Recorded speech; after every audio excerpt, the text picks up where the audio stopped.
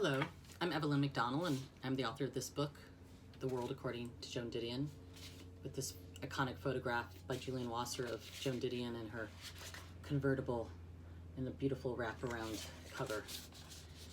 True to the automotive theme, I like to think of this book as a road guide or a map to Joan Didion's writing, her legacy, and her life.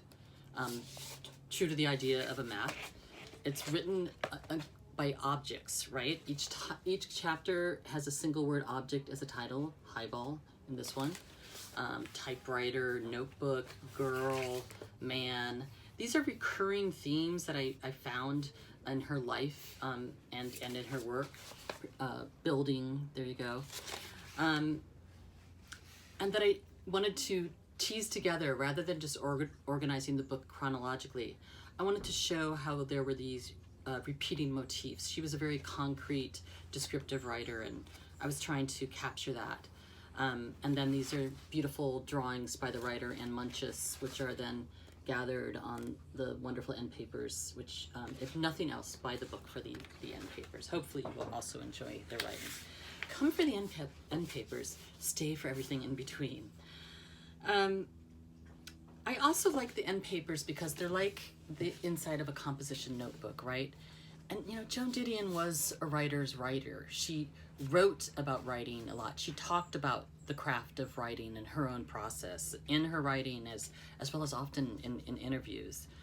Her mother gave her a notebook when she was 5 years old. She wrote about this in her On Keeping a Notebook essay.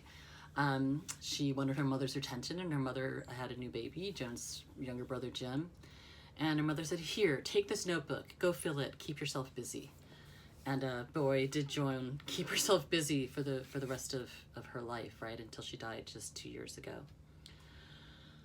So I really dove into this book after Joan's death. I just took a deep dive into her writing, all the books that were published, as well as going through archives, digital archives, to find works that hadn't been published, and also going through archives of hers, her own writing, her notebooks, early manuscripts that are in the University of California, Berkeley Library, as well as letters that she wrote to people, letters people wrote to her, works by early manuscripts and letters from her husband, John Gregory Dunn. I really was trying to, I guess, understand, you know, what drove Joan Didion, and also answer some questions about changes she made in her life, from the young woman raised in Sacramento in the Central Valley of California, very shaped by swimming in the American rivers and the mountains and the Donner Pass, writing about California, really sort of enraptured with her status as a fifth-generation Californian, a native daughter, to the woman who ended her life in New York, having very much had a kind of reckoning, as we would say today, with her past as part of the golden dream of the Golden West, of the golden land of California, and a lot of the myths that she was raised on, and you know, a lot of us are raised on, about what it means to be a Californian. I'm also a third-generation Californian here in Los Angeles, and what it means to be an American. America was her subject. She wrote almost entirely about the United States, or this hemisphere, Central America, the Pacific Rim. She really saw herself, you know, from that perspective of a Californian here at the edge of the western edge of the continent, looking to the west, looking to Hawaii.